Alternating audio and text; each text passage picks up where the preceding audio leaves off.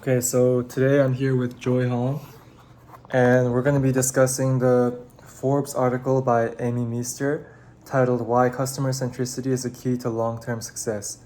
So, just to give you a brief overview, customer centricity is the philosophy that businesses should place the customer at the core of every decision or function or deliverable. And that means basically the whole product is focused around the customer's individual journey. So I have a couple questions prepared for you. First one, it's very broad. So, are there any businesses or brands that you found yourself sticking to over the years? Um, and what traits did they have? So you can answer the first question, first part first. Um, well, there's an app called Spotify. It's a music app that I've been using for over 3 years now. I feel like that app's pretty good because, well, first of all, I'm familiar with it, so I'm familiar with the features of the app and stuff, and it's customized to all of the recommendations are customized to the songs that I like, and they recommend songs that are similar to the songs that I liked before and listened to before. Um, yeah, I feel like those are some features that I like. So the main thing is that the app provides functions that are specific to you. Mm-hmm. Then would you say that there are a lot of features that make it easy to use, or like the things you appreciate are like it's because it's tailored to you, stuff like that? Probably the recommendation system, Mm. because um, the songs that they recommend are it's very likely for me to like those new songs Mm-hmm. because they're similar to the songs that I've listened to before. Yeah. And it's tailored to my specific taste. So Yeah.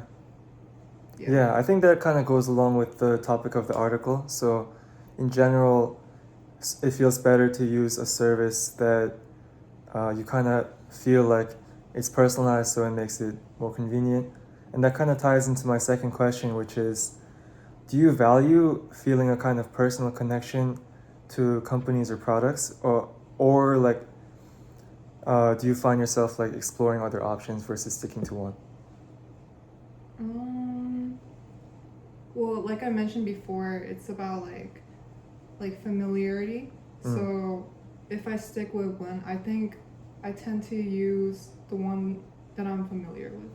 Yeah. So in general, it feels easier, right? Yeah. So actually, in the article, it also said that um, it's 5 times more costly to acquire new customers versus trying to retain ones that you already have. So I think that's why it's so important that companies are able to make it feel more personal, and then if customers stay using that, then they can get a lot more profit in the long run. Mm-hmm. And then my third question, um, it's a little off the main topic of the article, but is the way that a company treats its customers a factor in how much you would want to work for them? Like, would you work for a company that does X or Y? Like, how much does that matter? How they treat their customer? Oh, when I'm using the app. No, it's well, um, yeah. I guess if they make an app, then it would be how does the customer feel when they use the app? But just in general, like, if you're looking at a place to work, is it important how the company treats their customers? Yeah, because well, to a certain extent, because I feel like I would want to work for a company that I appreciate or I respect what they do. Mm. So, that's from a point of view from the perspective of a customer, right? Mm. When I look at Spotify, then I'm looking at a customer point of view, and I feel like most of the listeners or the users of Spotify would feel the same as me. Mm. So yeah, so if I'm working for a company, then it should be where a company where they make products that are useful to their customers or Yeah. So you'd be more inclined to work somewhere if you also appreciate their service or product. Mm-hmm. Yeah, I think that wasn't mentioned in the article, but I thought it was another important point where if you're able to have a good customer experience and more brand loyalty overall, I think that'll also attract a lot more talent. Um, and then in the long run, that should also increase growth of the company.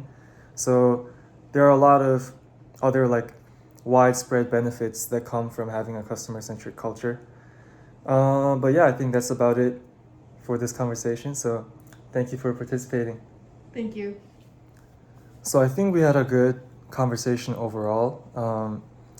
I would say, in general, this probably isn't a topic that most people are used to talking about, but it's definitely something that subconsciously affects all of our decisions when we're picking what product we want to use or like a business that we might seek out.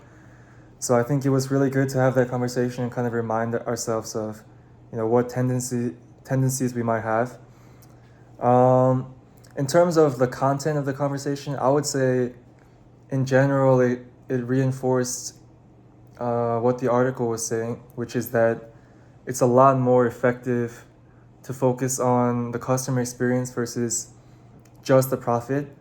Um, I can imagine why that would be such a widespread belief. Even from my personal experience, I think I can recall times when products were made like objectively worse just to increase profit. Like, for example, recently I came across an article saying that Reese's peanut butter cup tastes a lot worse nowadays. And it's not just nostalgia, there's an actual reason behind that, which is they switched from using cocoa butter to vegetable oil, and that lowered the quality of their chocolate. So even though it saved them money in production, it hurt the customer experience, and that also hurt the image of their brand overall. So I think it's definitely true that the customer experience has a big impact on the success of a business in the long term. And I also thought my last question was just to check a hypothesis that I had that it'll be easier for a company to attract talent if they also have a good customer centric culture. And from the conversation that we had, it seemed like that was true in this case. I think people in general want to work for a company that does good work, and having a customer centric culture increases that perception that they're doing something good for the world or for society.